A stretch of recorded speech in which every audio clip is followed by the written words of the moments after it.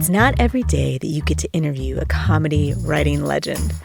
And in this episode of Heart of It All, we do just that.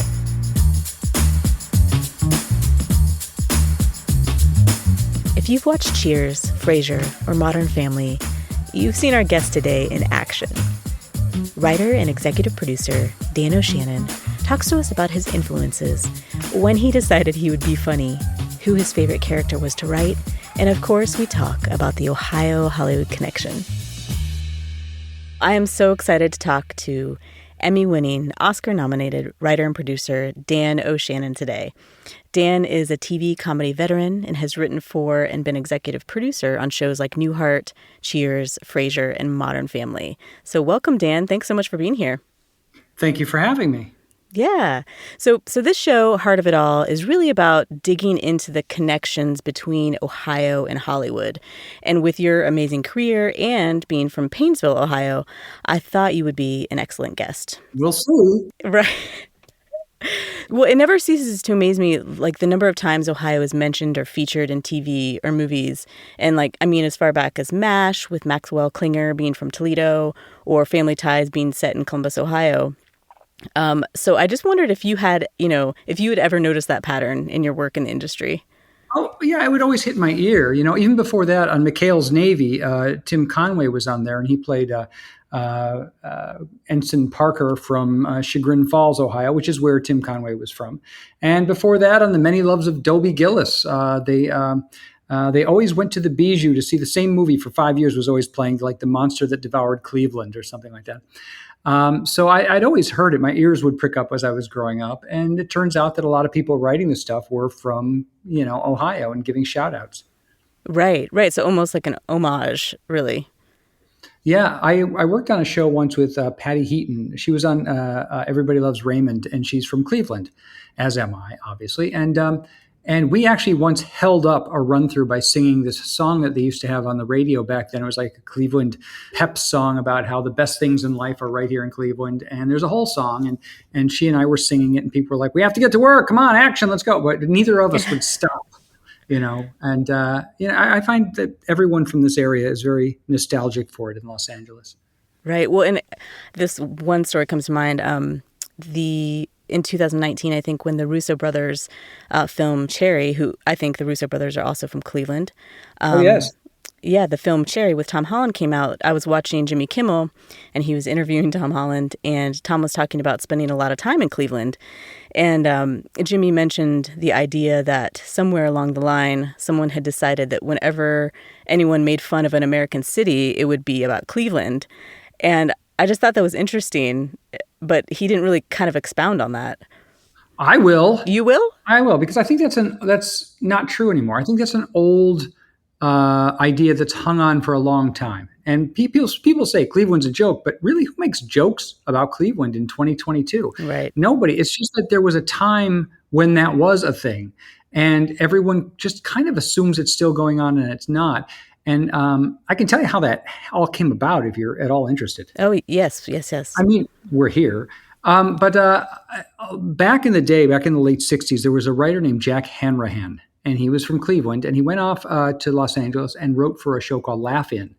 Now, I don't know who remembers Laugh-In, who's listening to this, but it was a show with an awful lot of quick one-liners and sketches, and it went at breakneck speed, and he was one of the writers. And I think they needed a punchline for a joke or whatever, and he threw in Cleveland, which sounded like a funny-sounding kind of city name, and it became a punchline. And then it was one of those things where people laughed, so it's let's do it again. And then Johnny Carson started doing it on The Tonight Show. And then you'd hear all kinds of comedians, like the bad ones, all jumping on the Cleveland bandwagon as a joke. And that probably it was around the same time that the river up here caught on fire. And so it was just bad timing. So people had something to actually make fun of. And around the time that Laugh-In went off the air in the early 70s, the joke had run its course. People had stopped doing it. But what happened was Cleveland as a city, and I'm living here now, has always held on to the idea that we're a joke. People make fun of us when no one's made a joke about Cleveland in 50 years. But it's just sort of part of the DNA to understand that Cleveland is a joke. And it's like there's this horrible wound, a childhood wound that this city has suffered. And it's always going to have this kind of we're not good enough feel to it, and we're just a joke to the rest of the world. And I want to say, Cleveland, come on, no one even thinks about you anymore. Just find a new identity besides, the butt of the joke. Right. And it permeates a lot of things, like how we see ourselves. And every time there's like a convention that comes to town, like I think we had a Republican convention at one point, and everyone, this will put us on the map. And then LeBron James, this will put us on the map. And then, it's everything. We're already on the map. We're doing fine. Right. But it's all because of one guy who made jokes on a show called Laugh-In 1969. Right. Well, and even like shows like, Hot in Cleveland was really popular and ran for 6 seasons, I believe. The story is, 3 women from LA who are on their way to Paris, get trapped in Cleveland, and then end up staying there. And it's almost like, to me, the show is like this is a polar opposite show, LA and Cleveland. And so, what's your take on that? Well, I think on the surface, it's easy to see that you got these 3 women who arrive in Cleveland and go, you know what, we're not that great in Los Angeles, but we're hot in Cleveland. And it's easy for someone to see that as a slap against Cleveland or a knock. And what I think there's a deeper way to look at it, which is Los Angeles is full of phoniness. It's full of overly made up, overly injected people who don't even really often look like people anymore. But there's this unrealistic, phony kind of way of looking at attractive there that it sort of like infuses the atmosphere. Whereas in Cleveland, it's more real, and you can be a real person and you can be attractive to somebody who is also a real person here in Cleveland. It's actually the opposite of an insult, I think. Yeah, that's actually a really good take on that. So what was it like growing up in Painesville? And, and when did you know you wanted to become a writer? Well, I knew I wanted to be funny early on. I was not a funny kid. But at the age of 8, it just got into my head that I'm going to be funny. There was an actual day that it happened. I was watching a school assembly. I was sitting on the gym floor with all these other kids in like 3rd grade or whatever. And somebody was on our stage being very, very funny. And I can't remember what he was doing or what he said or who he was. But at one point, while we were all laughing, he leaned against the mic stand and he said, "There's nothing like the feeling of making people laugh." And the thought hit me like a lightning bolt that I didn't just have to laugh at other things. What if I could do and say things that would make people feel the way we all felt? And maybe even more than just a room full of people, maybe a whole world. And it was a lightning bolt to me. And I looked around at other kids thinking they were going to have that same shocked look on their face, but it seemed to like pass everyone else up. And it just hit me. It was my own personal lightning bolt. And I decided the next day, starting tomorrow, I'm funny. I woke up the next day thinking, starting today, I'm funny. And I hadn't a clue how to be funny. I was not naturally gifted. And so I spent the next 10 years trying everything and copying everything and trying to emulate everything I thought was funny and studying it as best I could, in a land of 3 channels and living on a farm in Painesville.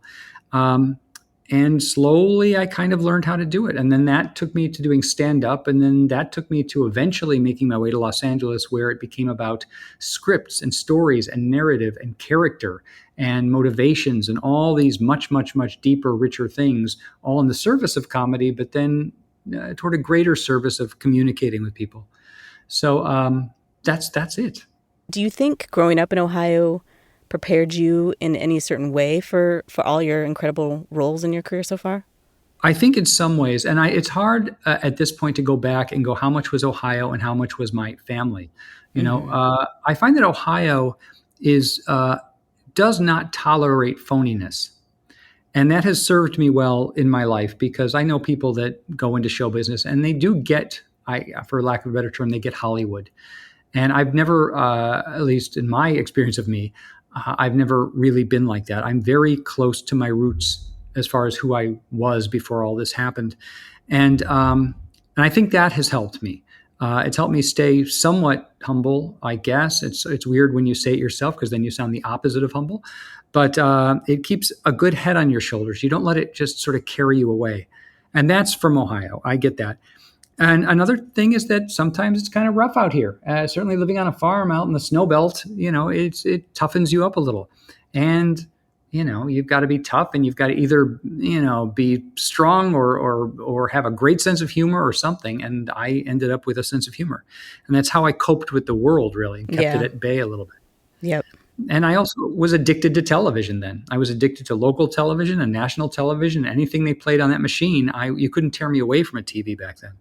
And it's so different now in the sense, I grew up in the 80s and yeah, there were reruns, but if you wanted to watch the Wonder Years, you all sat down as a family at 7 o'clock or whenever it was, to Yeah. watch that episode. And, does sort of how the way that the world views television and movies now, just, having that instant gratification, does that affect the way you write? In a couple ways, it does. One is it lessens my desire to do it. First of all, I'm not a kid anymore. But second of all, television isn't what it was. It used to be if you wrote something and it got on national TV, at least a third of the TVs that were on were watching what you were doing, and you'd hear people quoting your lines in a coffee shop the next day or whatever. And it was always a very heady feeling. But now everybody can write anything and produce it all on their cell phones and put it on the internet along with everything else that's put up there every single day by everyone who decides they're going to be a writer that day. So it's a little bit less satisfying to do, that's for sure. As far as how technology has changed writing, we might be getting a little far afield from Cleveland from Ohio at the moment, but just bear with me, is that writing is always affected by the technology. And so, for example, in the days of 3 networks, you could write an episode of a show that took a while to get going, had kind of a slow start, but then it would tumble into a story, and there you go. It had a slower pace. But then as we started getting cable and more options and more network, we started writing faster. And we had to, because if an audience member wasn't engaged in your show in the first 30 seconds, they'd flip to something else because there were so many choices. There's got to be something else on click, click, click. And so the edict came down from the networks. You have to grab them in the first 10 seconds, put a really strong joke at the beginning or a really dramatic situation at the beginning because you don't want to lose them. And that was never an issue before. And it changed the way we wrote. And now there's streaming, and that's changing it yet again, because people are looking at TV seasons instead of like a series of short stories. It's almost like a novel with chapter after chapter after chapter. And now you hear people saying, watch this streaming show, watch that streaming show, just get to like episode 3 or 4, and then it's great. You just have to get through the first few episodes. Well, that allows the writer a lot of freedom to kind of stretch out in those first 3 episodes and establish a world before letting things go all crazy. It's the opposite of what we had to go through when it's, grab them in the first 30 seconds. Mm-hmm. So technology always affects the writing. Even like the advent of cell phones. When I was writing back on the Cheers days and stuff, there was a payphone and you had to go to it to get on the phone, and you might call somebody and the line's busy, or you're tying up the phone for somebody else. And a lot of stories came from that, from it being hard to get a hold of somebody. And now, it's harder and harder for that to be a plot point where it's like, I couldn't call that person because, and it all sounds phony because we can all call each other all the time now. And right. Common plot complication that just went away. And then there was the challenge of the fact that everybody's sitting on a computer tapping away now, or a tablet or whatever. And that's not dramatically interesting to watch people sit and tap a keyboard. So there's been all kinds of experimentation about how to best show that, or do we just ignore it entirely and just show people who are more active? It's always changing. Right. And then even nowadays in shows, which I appreciate, is, the on-screen texting. So it's like you see, a separate screen of what the person's texting. Because, in reality, that is how we communicate. I mean, that's how we communicate all the time. So it's, it's refreshing and I guess innovative to incorporate that into real writing now, because that's real life, in its form. It's interesting because it's post-television technology that's being dramatized on television. And you have to find this way that television is capable of creating that same experience that you get on a more sophisticated technology. It's all nuts, I tell you. Crazy. It is nuts. Well, speaking of that, so you're teaching at Cleveland State University in the School of Film and Media Arts? Oh, sometimes I do. I mean, I don't have a regular thing there, but every now and again I walk in and start teaching, and then at some point a dean or somebody, I guess, comes and takes me away. But I do it on the fly, and I teach. I've taught at Ithaca College a couple of times, and this college and that college, and I'll just talk forever. Well, what's the biggest piece of advice that you give students who want to be writers? Oh, I have tons of the stuff. A lot of times, for example, people, oh gosh, where do I start? I'll run through a couple of them as quickly as I can. One is that people come up to me with scripts and try to give them to me and say, can I be a writer if the script is good? And it's like, well, I can only tell you if I like the script. I don't know how long you took on it. I don't know how much you stole, how much is really you, blah, blah, blah. But also, being able to write is only 1/4 of what you need to be a professional writer. And a lot of people think, oh, if they can do it, if they can pull it off, they have the talent, that's enough. And talent is never enough. And nobody seems to realize that. So they shame people with talent who don't have any of the other things you need. And what you need besides talent, that's like a fourth of what you need. You also need ambition. You need that to be part of your personality. You need to, fly across the country and sleep on a couch if you have to. You need to say yes to yourself when 1,000 people have said no. You need to take 3 jobs during the week and then pursue that craft you love on the weekends, whether it's painting or music or writing or whatever. And if you don't have that in your makeup, you just remember you're competing against 100 people who do, and that's all they do. Third, you have to have a certain amount of political savvy, because as much as art seems like a solitary pursuit, it is always collaborative. You have to have someone agree to put your thing on the air, or agree to put your thing in a museum, or to play your piece or whatever. And so you have to work with other personalities. And television writing is very collaborative. You've got other writers in the room, and you've got executives. You have to know when to fight for things, when to not fight for things. You have to know how to conduct yourself in a meeting, how to pitch something. You have to know how to talk to somebody, not just recite your pitch. There's a million things you can learn, all about networking. Mm-hmm. And then the fourth thing you need is luck, and that's the wild card. And you might just have nothing but luck and succeed, or you might have all the others and no luck, and you're screwed. But that's like the kind of stuff I tell people anyway. Yeah, it's good, great advice. Well, thanks. So going back to the Hollywood and Ohio topic. Yes. I feel like place itself is a character in any number of works, or, books, TV, film, all of it. So, yeah. What do you think Ohio means to Hollywood? When you see someone mention Ohio, when you see characters from Ohio, what does that mean to you? To me, and I can't speak for anyone but me, is that there's a certain kind of, Ohio is the substitute, I think, for reality. I think when a show wants a real place with real people, untouched by the phoniness, hopefully, of at large, politics and world events and Hollywood and everything phony, they go to Ohio. Ohio, I think, is synonymous with real American life. Mm-hmm. When you strip away all the phoniness, if you have a show that's set in Los Angeles, the cast is going to go see a TV show getting shot, or they're going to have palm trees in the background. Well, not everyone in the country has that. And so Ohio becomes that placeholder America that people all over the country can look at and identify with. And it's just, I think that's what it is. There is a certain kind of assumed sense of values that all Ohioans have. Now, Ohio is actually a schizophrenic state. It's half blue and half red, and it's southern and half northern. You drive a couple hours south from here, and everyone talks with an accent. And the sensibilities are very different. But somewhere underneath it all, and underneath the fighting that we constantly do with each other, if you pare away all of it, we all want the same things. We all want what we believe are good values. We want to hand them down to our children, and we want safety, and we want a clean environment, and we want this and that. We scream and yell at each other about how to do it, and we scream and yell because we are told that the other side is the devil by the people in charge. And but somewhere underneath it all there are people with trying to keep their heads on straight and looking at the world for what it is, and not some crazy made up thing. And I think Ohio becomes the sort of symbol for real America.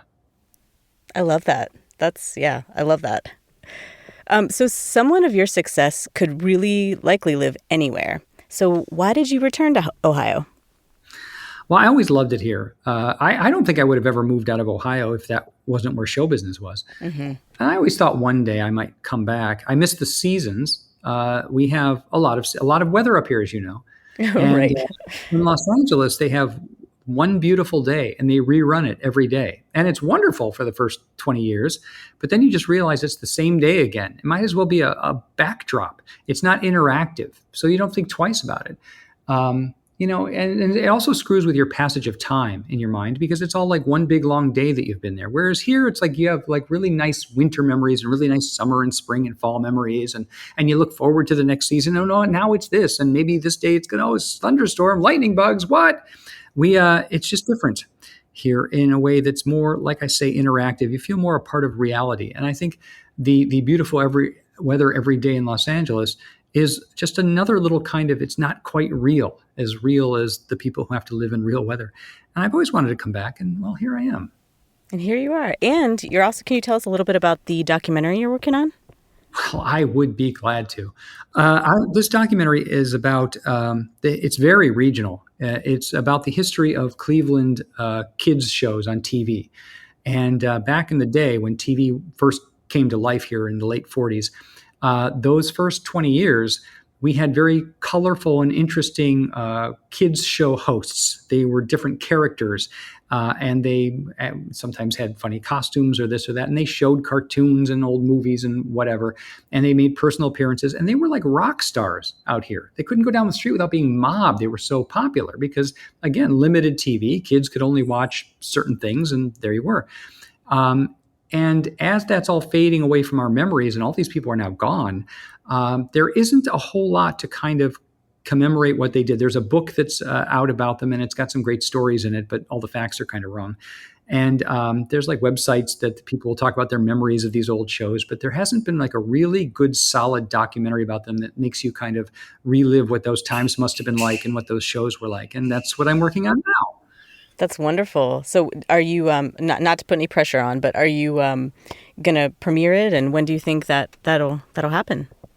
It's the funniest thing. I've always been like this. I tend to make the thing first, whatever it is, and then I worry about where it's going to live. Yeah. I've written 2 books that way, and I've done animated shorts and stuff. I make them, and then I worry about where they're going to go because I don't want the pressure on my head of like, it has to be done, at the beginning of the month or whatever. And I always allow for the fact that I might crash and burn and not finish it. So it's just a lot easier for me to do that. I assume at the very least it'll be on like a PBS station around here and then maybe in a film festival, and then everyone will see it for free on YouTube. It's costing me a fortune, by the way, because all these old hosts, they used to just play records all the time on their shows and no one cared, and I have to pay for it all if I use a clip. And there aren't very many clips. So much licensing. Yeah, a lot of licensing. Plus I digitally recreated all the different sets so that I could actually be in them talking about the different shows.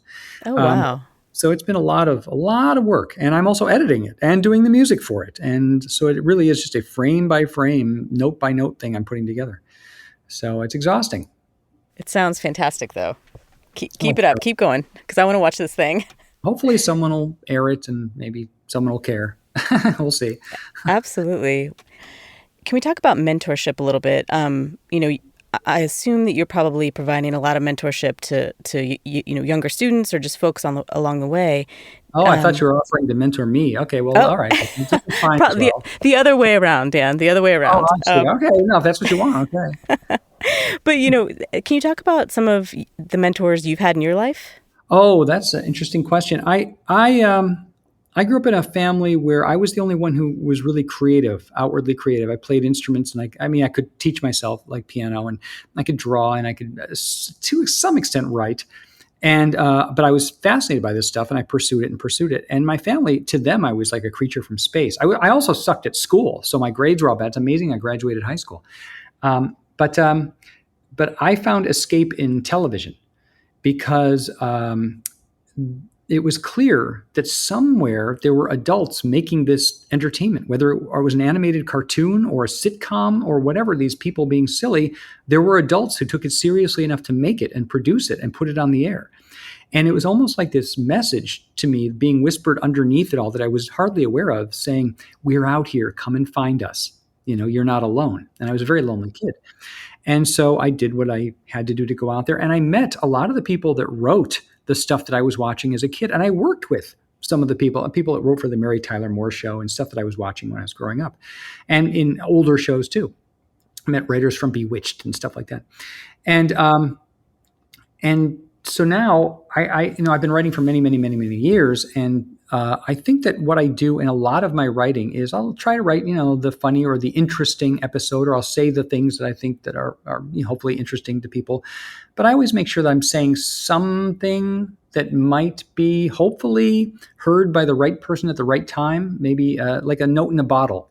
Because there's going to be somebody who feels like nobody gets them, who's watching TV or watching a show and might hear something and go, oh, I'm not alone. Someone else has these feelings too. Someone else thinks these things too. And so I think that's how I've turned it around. But my mentors, the people who taught me, were the people who did it. and then I would reverse engineer it. So I grew up like reading Robert Benchley and James Thurber and everything that was funny, Mad Magazine and comic books, and I watched cartoons and I like dissected everything in my head. Oh, they did this, that, oh, that's the same joke as they did over here, but instead of this, they did. I get it. A little at a time. I just gobbled up everything I could, old radio shows, everything I could get my hands on back then. And those people mentored me without knowing they were mentoring me. And then when I started doing it, I worked with writers who said, oh, no, you got to write an outline first. You don't just start writing on page one. You got to know where it's going. And you can deviate, but at least give yourself a path to begin with. And lessons like that.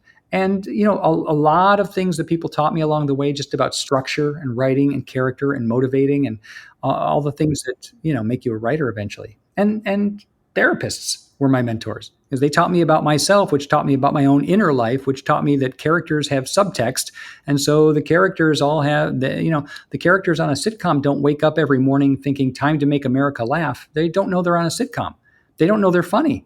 Exactly. Right. Yeah. And so it's my job to make them inadvertently funny, but at the same time, make them behave true to whatever is driving them on the inside and understand that. So it's an interesting job. But if I had to make a list of the people who influenced me or the people that mentored me, knowing or not knowing, it would take an hour. Right. Well, speaking of characters, who is your most favorite character that you've written? Wow. I don't know if I have a favorite. I mean, Frasier was terrific. And I'll tell you why Frasier was terrific. And this is about subtext. Do you remember Cheers? Did you ever watch it? Oh, yes. All the time. Yep. Well, do you remember there was a Cliff Clavin, the mailman, and he would spout off all these kind of, Nami, back in the day, blah, blah, blah, blah, blah. It's a little known fact that whatever. And I used to, when I first started, really, I just loved writing Cliff. I could write pages of Cliff if I wanted. And then as I was starting to go through therapy and sort of going through my own stuff, I started gravitating toward writing Frasier. And not because Frasier was in psychology, but because Frasier was a character who would go to the bar and he would make fun of all these people for being losers and hanging around the bar all day, but he never left. Okay. So that to me is a guy at war with himself. That's a guy with subtext. That's a guy with a rich inner life and a certain amount of denial about what his needs are. And also it's a little poignant. He's a little lonely. Okay. But he doesn't either know or admit that.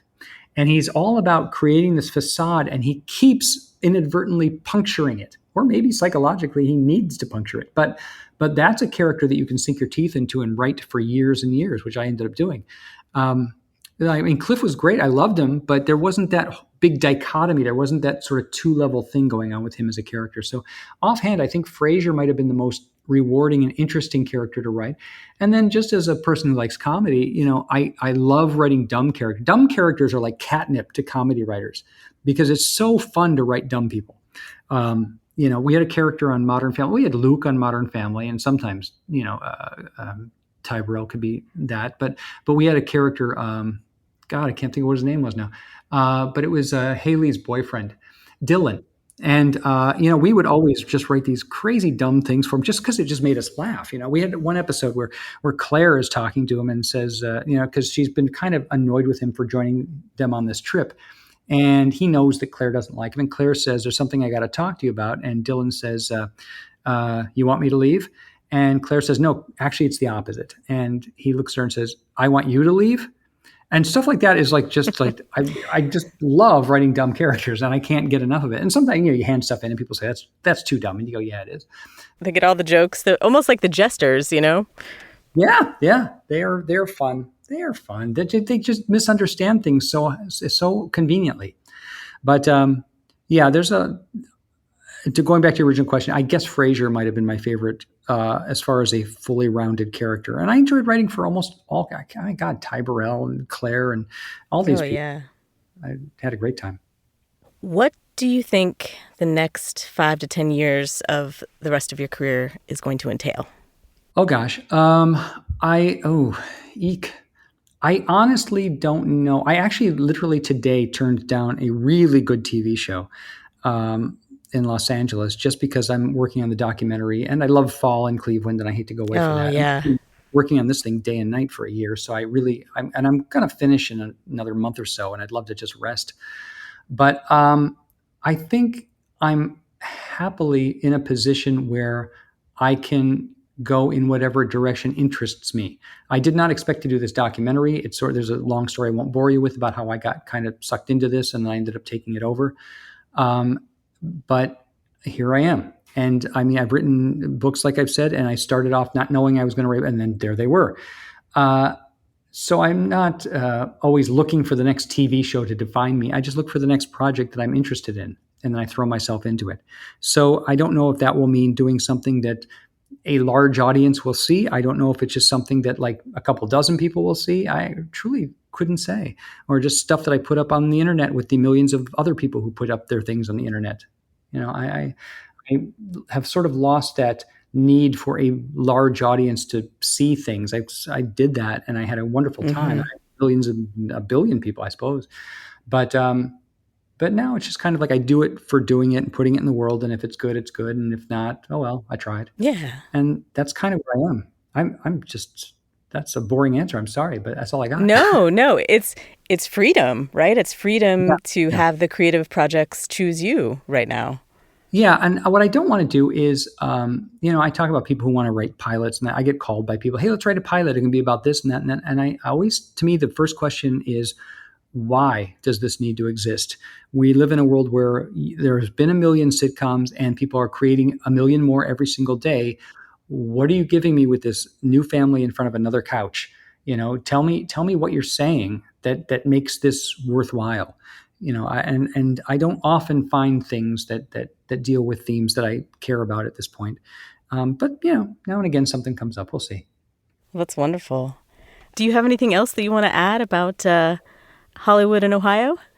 The people that I know in Los Angeles who are from Ohio, by and large, are like me in that they hold on to it. It is part of their core personality. You really can't take the Ohio out of the person. And I think ultimately that's a really good thing. And if it infuses the writing, then I think we're doing the right thing. Wonderful.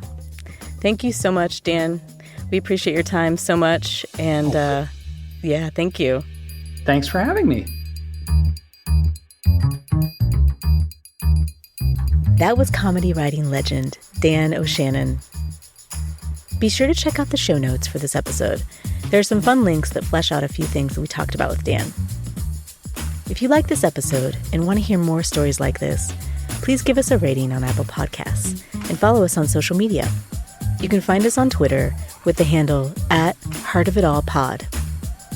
I'm your host, Liz Paul, sending you many thanks for listening, and stay tuned for more episodes.